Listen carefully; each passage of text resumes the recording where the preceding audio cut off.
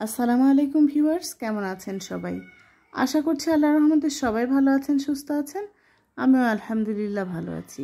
আজকে আমি আপনাদের সাথে একসাথে বেশ কয়েকটা রান্না রেসিপি শেয়ার করব। আশা করছি শেষ পর্যন্ত আমার সাথেই থাকবেন।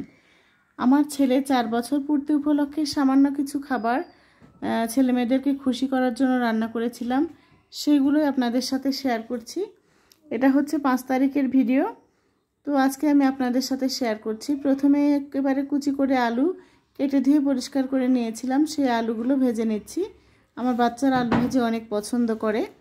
আর এখানে আমি 8 পিস লেগ পিস নিয়েছি। এই লেগ পিসগুলো ঝাল ঝাল রোস্টের মতো করে রান্না করব।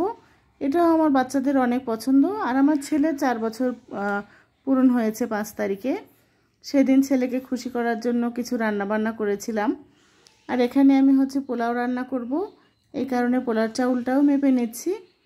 1 কেজি পোলাও চাউল এখানে 3 পট 3.5 পটের মতো হয় মাপলে। তো এখানে মেপে নিচ্ছি, কারণ রান্না করতে সুবিধা হবে। এটা রাইস কুকারে রান্না করব পোলাওটা। আর এই চিকন আলু ভাজি করতে কিন্তু বেশ কিছুক্ষণ সময় লাগে। আস্তে আস্তে করে ঢাকনা দিয়ে ঢেকে ভাজতে হয়। আর যখন নিচে লেগে যায় তখন একটু ঢাকনা দিয়ে ঢেকে চুলাটা বন্ধ করে রাখলে পরে কিন্তু আবার উঠে যায়। এরকম করে বেশ কিছু সময় ধরে ভেজে নিতে হয় এই আলুটা। আর এই আলু ভাজিটা কিন্তু আমাদের অনেক পছন্দ। তো এদিকে পোলাওটাও বসিয়ে দিয়েছি। এবার রান্না করে নেব রোস্টগুলো।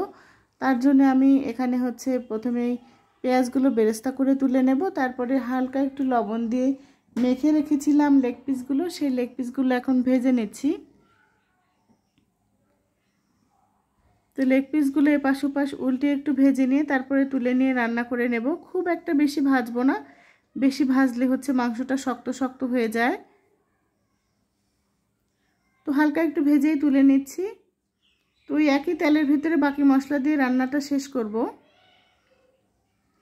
যেসব ভাই বোনেরা আজকে প্রথম আমার চ্যানেলটি ভিজিট করছেন তাদের কাছে রিকোয়েস্ট, আমার ভিডিও যদি আপনাদের কাছে সামান্যতম ভালো লাগে প্লিজ আপনারা আমার চ্যানেলটি সাবস্ক্রাইব করবেন, লাইক কমেন্ট শেয়ার করে দিবেন।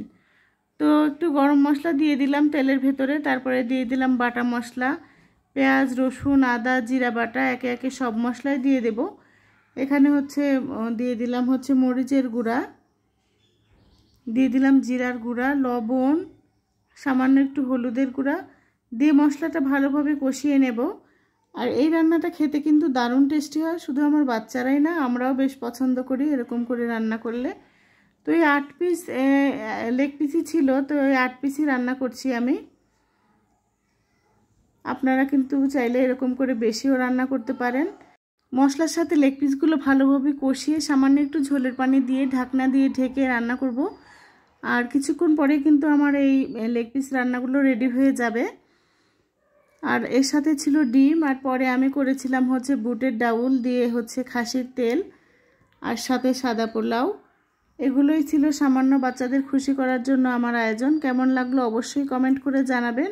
সাথে থাকার জন্য ধন্যবাদ। আসসালামু আলাইকুম।